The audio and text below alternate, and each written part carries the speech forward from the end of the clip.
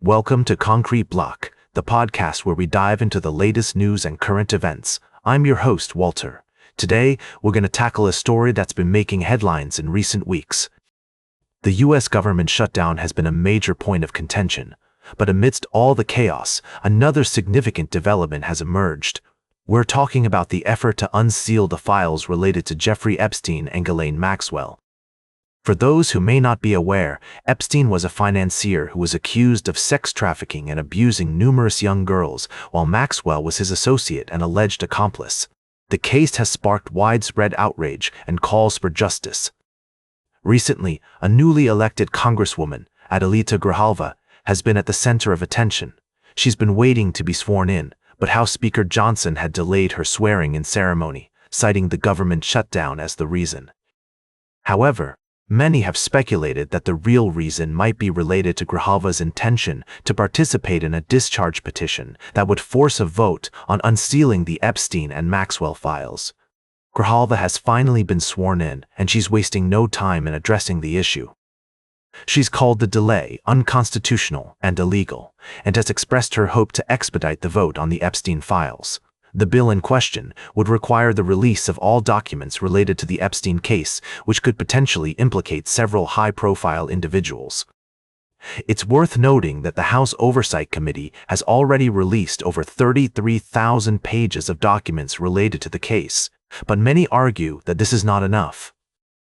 Democrats and survivors of Epstein's abuse are pushing for the release of all remaining files, which they believe could shed more light on the extent of the abuse and potentially implicate those who may have been involved or aware of the crimes. As the story continues to unfold, it's clear that there are many complex factors at play. President Trump has weighed in on the issue, calling it a hoax, despite evidence suggesting he may have had some knowledge of Epstein's activities. The White House has also been accused of trying to tank the petition's chances of success, with officials meeting to discuss the matter and reportedly pressuring certain lawmakers to remove their names from the bill.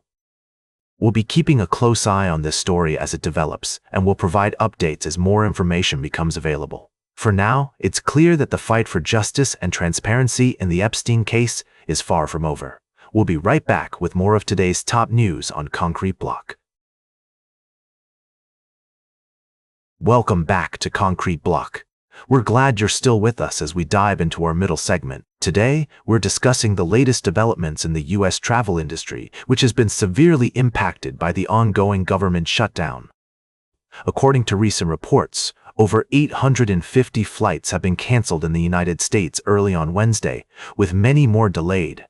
The affected airports include major hubs such as Chicago O'Hare International, Denver, and Atlanta's Hartsfield-Jackson. These cancellations come as a result of the Federal Aviation Administration limiting capacity at 40 major U.S. airports due to staffing shortages caused by the shutdown.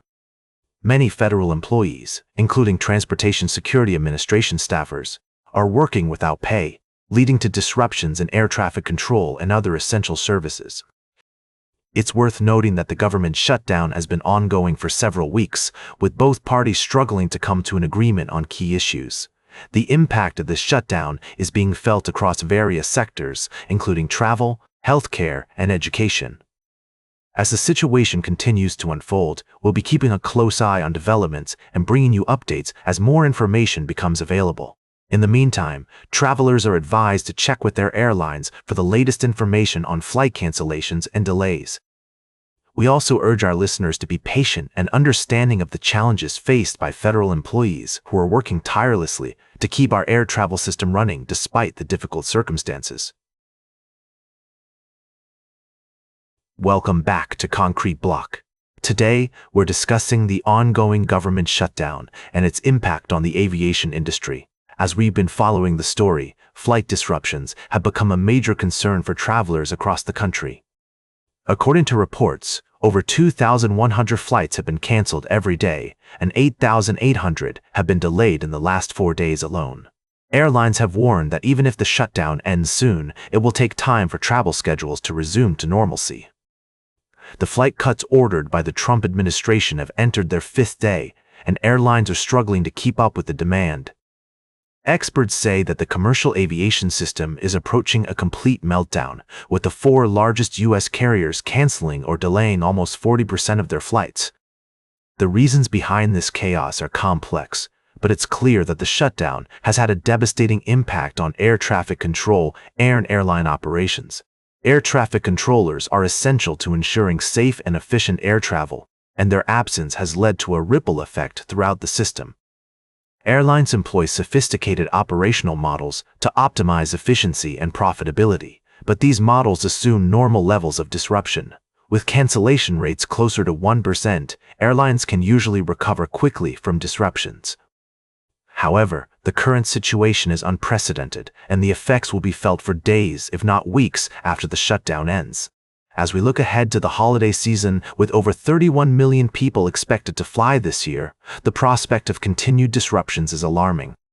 The aviation industry is urging politicians to find a solution to the shutdown, emphasizing that air traffic control should not be touched during government closures. In conclusion, the impact of the government shutdown on the aviation industry is far-reaching and complex. While we hope for a swift resolution, it's essential to understand that the effects will linger even after the shutdown ends. As always, we strive to provide balanced and unbiased information, and we encourage our listeners to stay informed about this developing story. That's all for today's Concrete Block. Remember to like, share, and subscribe, and until next time, stay informed.